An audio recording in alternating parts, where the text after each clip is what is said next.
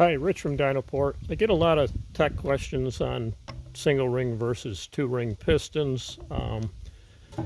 Basically, what I go off of is common sense and factory engineers. This is an 800 E-Tech engine I've pulled apart, going to modify for racing. So if we take a quick look at the single ring piston, but the Rotax engineers are running it for a reason. More power, less friction with two rings. I get a lot of questions when a guy has some marks on the piston. These pistons are coated, not a big deal. A hair better possibly for break-in. Perfectly normal where you see that line and that line. That was a bit of a high spot that's going to wear in slightly, so it wore the coating off. Now if we go to the exhaust side, we'll see where it's worn off much more, and that's because the width of the exhaust port, much more heat on the exhaust side. So again, perfectly normal, guys. Let's discuss single ring versus two ring. 1971, when I bought my Yamaha DT1MX 250cc motocross, we had a single ring piston, so the Jap engineers were on to the single ring was better, less friction, more horsepower. So back to the Rotax, the Skidoo engine, same deal.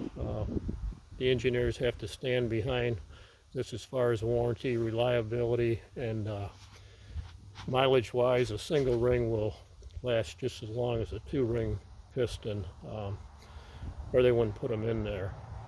The other question I get a lot on is somebody will say, geez, I'm just rerung my cylinder, and when I push on the top of the piston it moves around more than the bottom did. The top will move around. The top is much smaller, usually in the 6 to 10 thousandths range. Because of the heat of combustion, it's going to expand more. The other thing is the piston's actually a bit egg-shaped by the wrist pin, because there's more material there, so there's pistons that touch smaller there, because once the cylinder or piston heats up, you're running wide open, it's going to go more to a round shape. The other misconception, and a lot of people use it, repair shops, everybody can use it as an excuse, is cold seizure. Really, no such thing as cold seizure when you have the correct piston clearance and jetting.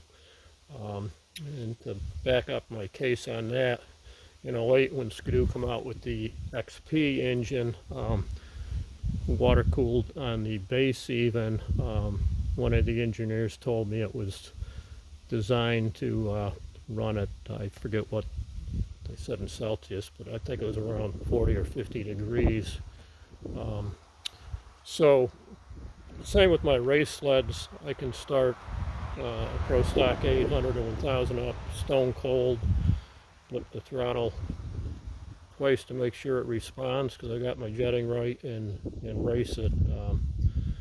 So guys, if you need to replace your pistons, you know the OEM pistons are fairly expensive, but they're probably your best bet in most cases. If you do go with an aftermarket piston, single ring piston's the best way to go. Hope this helps. See you with the next video.